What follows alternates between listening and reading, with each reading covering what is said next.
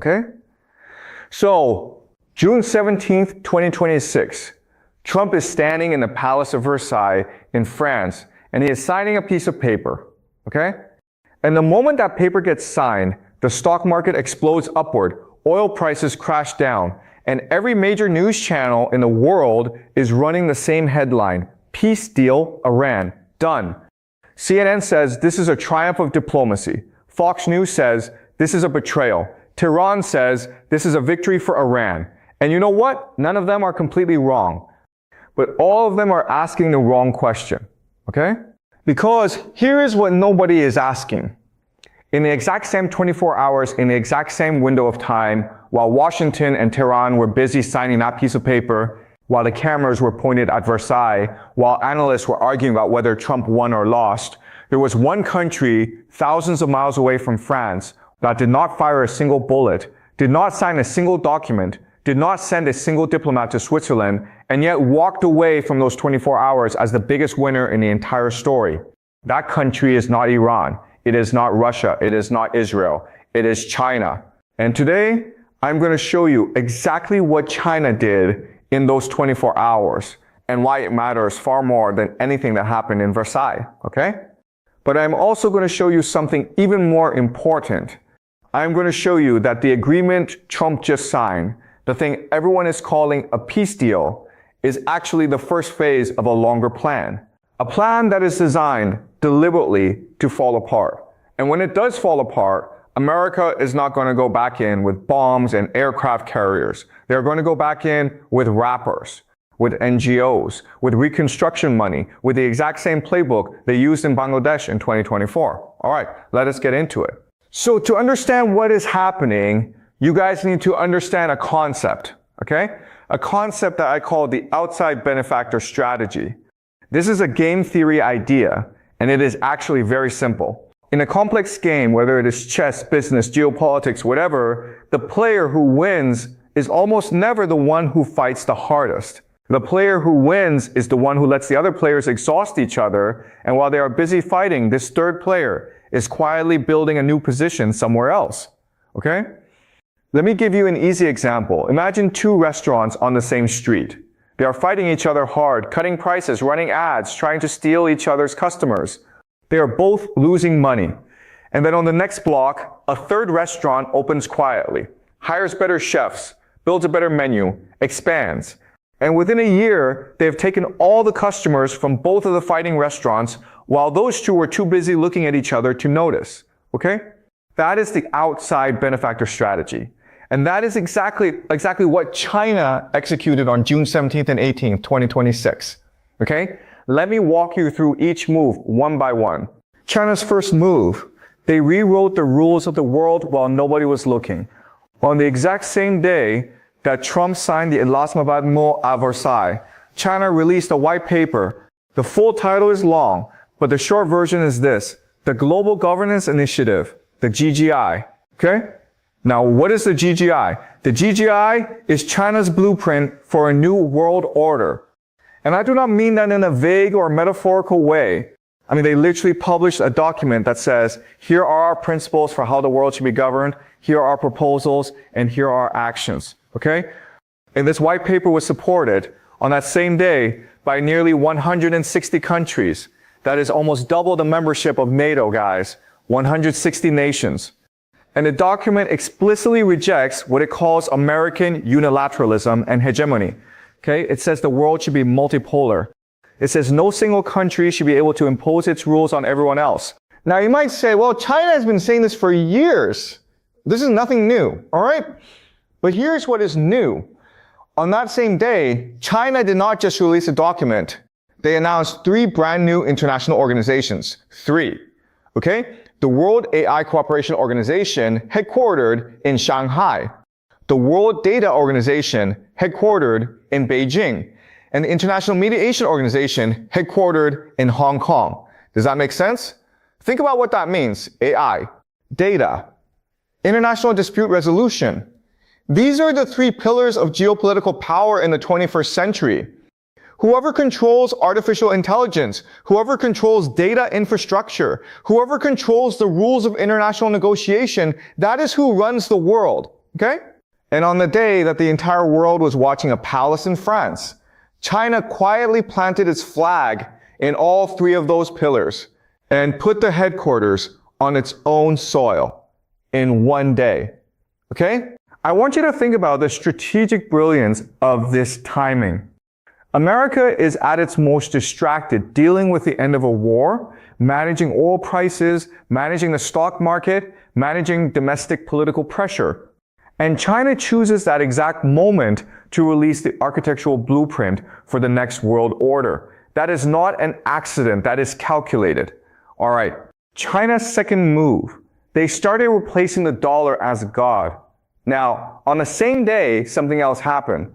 Something that got almost zero coverage because everyone was looking at Versailles. In Shanghai, at a conference called the Lujiazui Forum, the governor of the People's Bank of China, Pan Gongsheng, made several major announcements, okay? First, he announced that foreign central banks and sovereign wealth funds will now be able to borrow Chinese yuan liquidity by using Chinese government bonds as collateral, okay? What does that mean? It means foreign governments can now access RMB financing directly without going through the dollar system. That is a big deal. Second, he announced that 6 of China's largest banks will be permitted to trade offshore RMB foreign exchange from within the Shanghai Free Trade Zone. This is the internationalization of the Chinese currency moving forward at a pace we have not seen before, okay? And third, Vice Premier He Lifeng announced that China will impose anti-sanctions measures against foreign entities that try to pressure Chinese companies. In other words, China is legally and institutionally building a wall against American financial pressure tools. They are not just resisting sanctions. They are making sanctions illegal from their perspective and backing that up with law. Now combine this with what happened in the trade negotiations, okay? Because of the inflation spike caused by the Hormuz blockade, which me could not afford, America agreed to something called the 30 for 30 deal. They proposed removing tariffs on $30 billion worth of quote-unquote non-sensitive Chinese imports, things like fireworks, cheap consumer goods. And American officials were forced to admit on a record that those manufacturing industries, quote, will never come back to America. Never. Analysts are calling this deal a grand bargain on China's terms because China gave nothing, no concessions on industrial subsidies, no concessions on the trade imbalance, which was already $202 billion in 2025. China just sat still, let America beg, and collected. Does that make sense? Okay, the most powerful country in the world just walked into a negotiating room under economic pressure and gave away $30 billion in tariff concessions without getting a single structural reform in return. That is not strength, that is desperation. And China knows it. China's third move. They surpassed America in science while America's economy was being strangled by high interest rates. All right, and this third one is the most underreported of all, okay? Because while Washington was managing the political fallout of the Iran deal, the Nature Index, the world's most credible ranking of scientific research output, released its latest data showing that China has now overtaken the United States and claimed the #1 position globally in chemistry with 53% of total global output. Let that number sit for a second. 53%, okay? And not just chemistry. China is also leading in physical sciences and applied sciences, and in biopharma, pharmaceutical biotechnology. Chinese companies like In Silico Medicine are using AI to compress drug development timelines from years to months. At the same time, on June 17th, the U.S. Federal Reserve, under its new chairman Kevin Warsh, announced it is holding interest rates at 3.5 to 3.75%. The signal was clear. Rates are staying high for a long time. The official phrase was higher for longer, okay? Now, what does high interest rates mean in practice? It means the cost of borrowing goes up for American businesses. Investment slows down. Research and development budgets shrink. The competitiveness of American companies weakens. And while all that's happening to America, China is investing heavily in scientific breakthroughs that will define the next generation of the global economy, okay? Let me just say this one more time slowly. China did not start this war. China did not fight in this war. China did not send troops to the Persian Gulf. China did not lose any aircraft carriers. China did not spend trillions of dollars on munitions. And in the exact 24 hours, while America was signing a peace deal that many analysts are calling the worst foreign policy blunder in decades, China rewrote the rules of global governance, started dismantling the dollar's dominance, forced trade concessions out of a weakened America, and surpassed America in multiple fields of science. Not a single bullet, not a single signed document, just 3 quiet moves while the other players were busy looking at each other. That is the outside benefactor strategy in action, okay? Does that make sense, guys?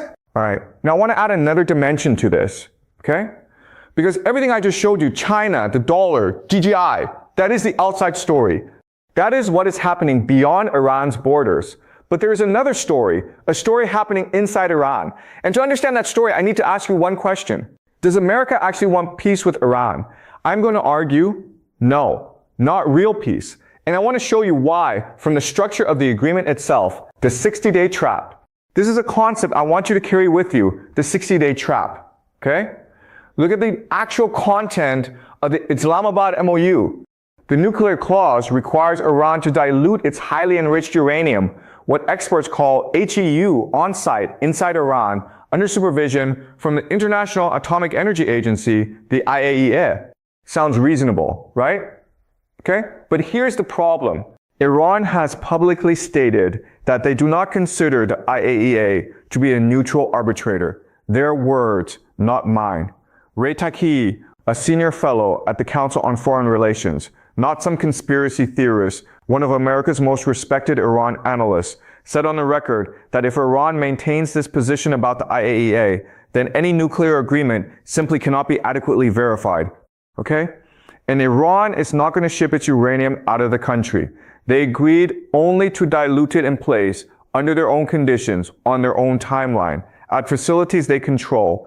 That creates a verification gap so large you could drive a battleship through it, okay?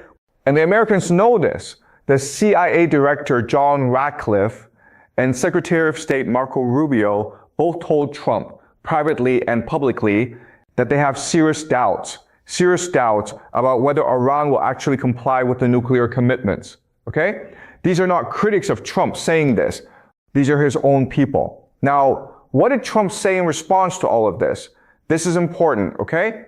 Trump said, and I am quoting him directly, quote, "If they don't come through, is it a threat that we'd bomb? You could call it whatever you want, but it'll probably happen," end quote. He said this at the G7 summit in France on the same day he signed the deal, okay? And US officials told reporters, not off the record, directly, that if Iran is seen as stalling or deceiving them, the US will, quote, "very quickly pull the plug and go back to squeezing them in the most aggressive way possible," end quote, okay? So let me make sure I am understanding this correctly, and you guys tell me if this makes sense. You sign an agreement with someone, you know the verification mechanism will not work because the other side does not trust the referee. You include a 60-day deadline with a bomb threat attached to it. And your own intelligence officials are telling you the other side will probably cheat. That is not a peace deal, that is a trap with a nice bow on it, okay? The MOU exists to serve one short-term purpose: reopen the Strait of Hormuz, stop the oil shock, save the stock market, and buy time. That is it. After 60 days, when Iran fails to satisfy verification demands, it was never going to satisfy. America has a perfect, internationally legitimate reason to declare Iran in violation and trigger a new wave of pressure. But here is what I want to argue to you now. The next wave of pressure is not going to look like bombs, okay? Because bombs have already been proven too expensive, too slow, and incapable of achieving the real objective. The next wave is going to look like something America has done before, something much quieter, something that has already been tested and proven to work. Bangladesh, 2024. The Steelman argument first, because you deserve to hear it. Now, before I explain Bangladesh, I want to do something, okay? I want to Steelman the argument against what I am about to say. I do not ever want you guys to just accept what I tell you without thinking critically. So let me present the strongest possible counter-argument. The counter-argument goes like this. Iran is not Bangladesh. Iran has China and Russia behind it. It has the CRINC alliance. China, Russia, Iran, North Korea. During the entire blockade and sanctions period, China continued buying Iranian oil just at a discount. Iran has a 25-year cooperation agreement with China. It is integrating its banking system with Russia. Iran survived everything America threw at it. So why would a soft power approach work now when hard power has already failed? This argument is genuinely strong and it has historical support. I have to acknowledge that. Okay? But here is what that argument cannot account for. 3 things. 1, Bangladesh also had India standing behind it, a much larger neighbor, sharing a long border with 15 years of deep political ties to Sheikh Hasina's government. India did not want to lose Bangladesh. India was paying close attention, and Bangladesh still fell, okay? External protection is not an absolute shield when the enemy is attacking from the inside. 2, China's priority right now is the GGI. It is 160 nations.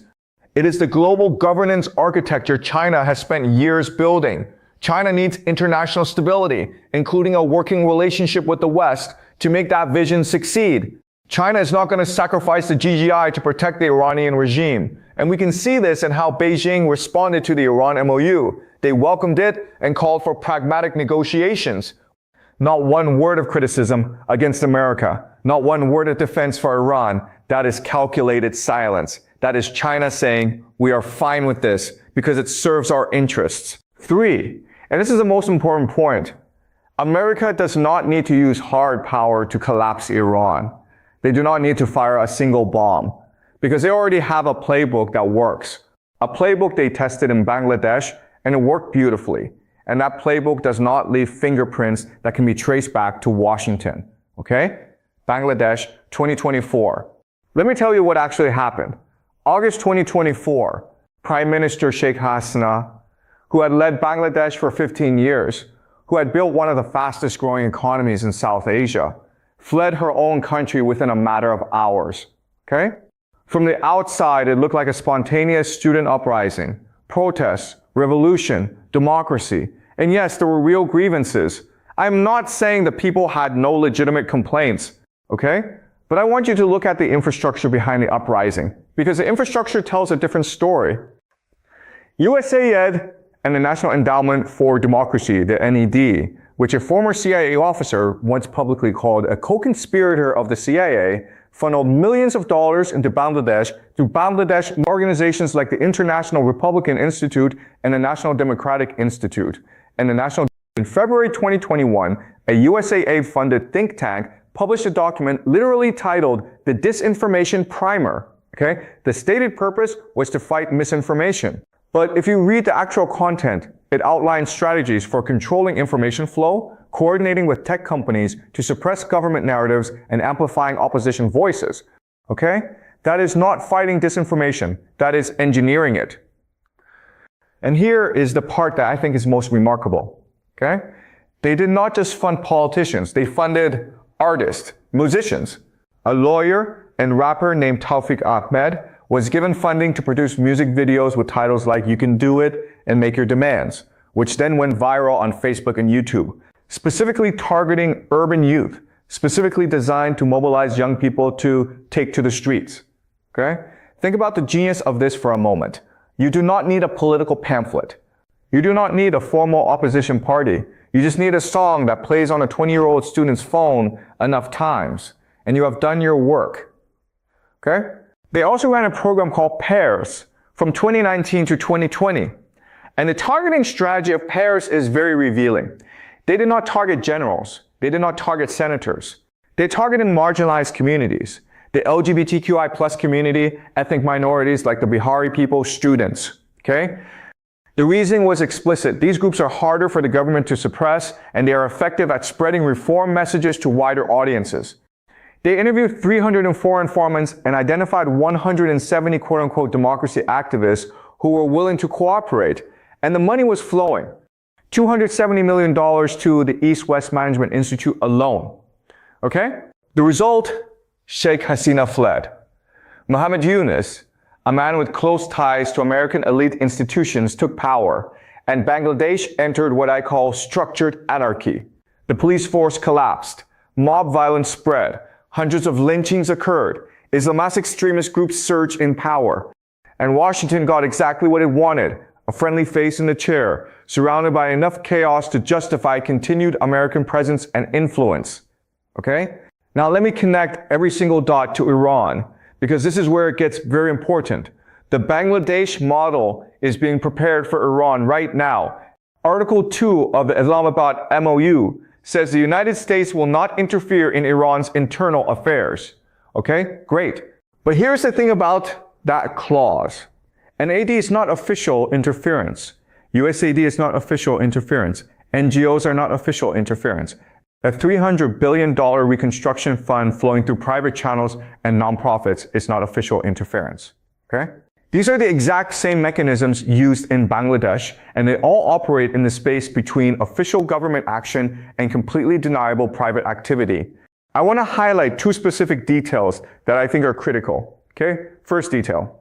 Elliot Abrams, former senior U.S. security official, former Trump special envoy for Iran, publicly criticized the MOU specifically because he called it a complete abandonment of the democracy movement inside Iran. He explicitly referenced America's historical support for dissidents like Andrei Sakharov and Anatoly Sharansky inside the Soviet Union and asked why Iran should be any different. Okay? Now, some people will read that as just a conservative politician complaining about a bad deal. But I want you to read it differently. Okay? Abrams is not just expressing frustration, he is sending a signal to the people in the intelligence and foreign policy community who know how to read it, that the abandonment is the cover story. The public deal says do not interfere. The private signal says the covert infrastructure should continue. Okay? The clause gives America a legal defense later when someone accuses them of meddling. We sign a document saying we would not. Okay? That is very convenient. Second detail. The $300 billion reconstruction fund. Trump specifically said this money will not come from American taxpayers. It will come from regional countries and private sector investment. Okay? So who controls the disbursement chains? Who decides which projects get funded? Which NGOs channel the money? Which local organizations receive grants? This is exactly the mechanism used with the $270 million that flowed through the East-West Management Institute in Bangladesh. The money comes in and the influence follows. Okay? Now look at the raw material already inside Iran. Okay? America does not need to import friction. There's plenty already there. The women's rights movement that exploded during the 2025 to 2026 protests, the Kurdish minority in the north, urban youth who have been living under economic collapse during the blockade, young people who are already angry, already online, already looking for someone to blame. And most importantly, the deep political fracture inside the Iranian government itself. Because when the MOU was announced, Iranian hardliners in the Majlis immediately called it, quote, rushed and weak, and accused the government of abandoning the supreme leader's red lines. Okay? You have a government that signed a deal half its own political establishment hates. That is a fault line you can push on, hard. And the real target, let me be clear about this, the real target is not the elected government of President Pezeshkian. Okay? Pezeshkian is a reformist. He wants the deal.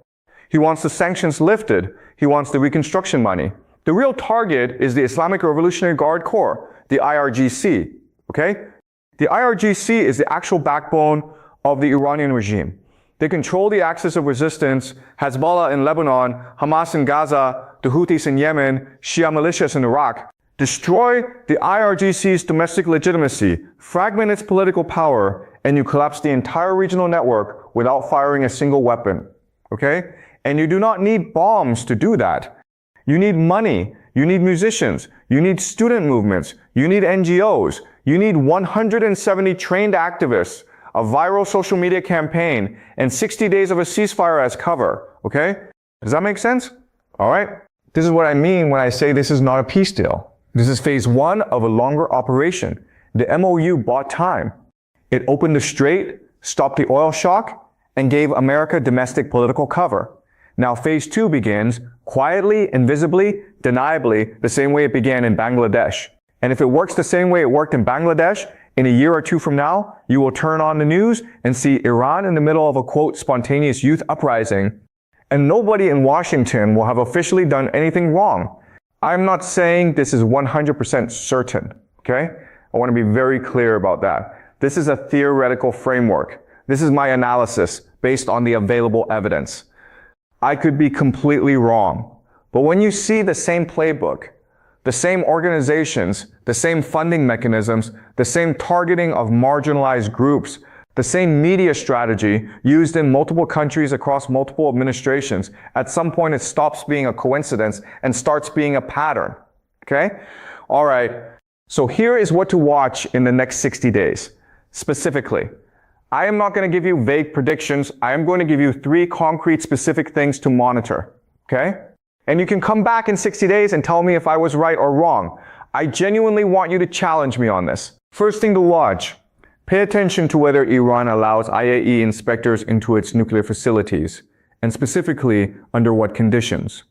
Iran has already said they do not view the IAEA as neutral. If Iran places restrictions on inspectors, limits on which sites they can visit, requirements for advance notice, restrictions on sample collection, watch how the US responds.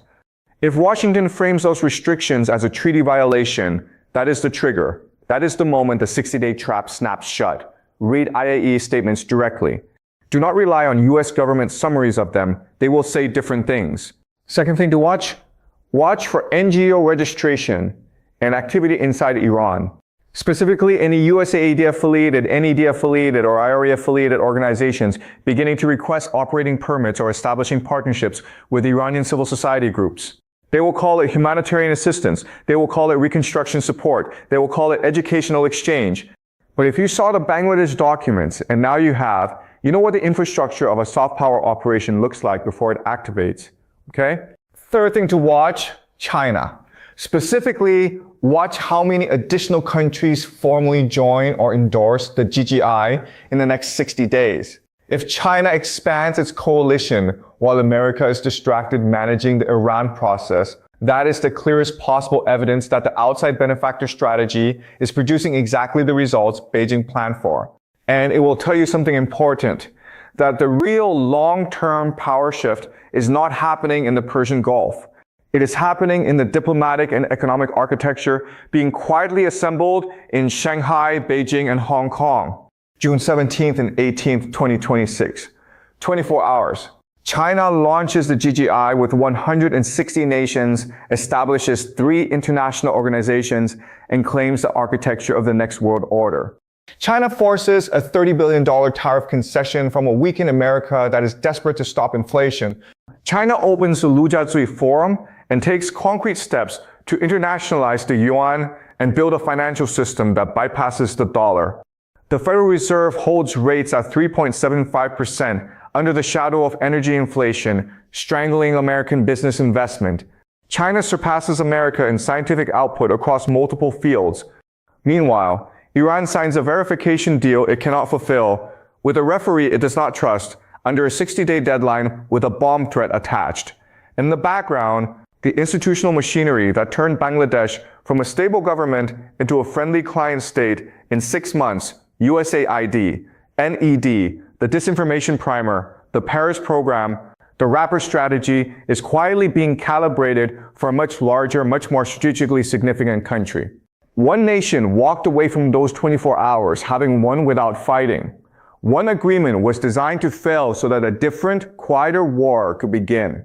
And one historical blueprint from 2024 is being prepared for reuse in 2026. And I want to leave you with one final question.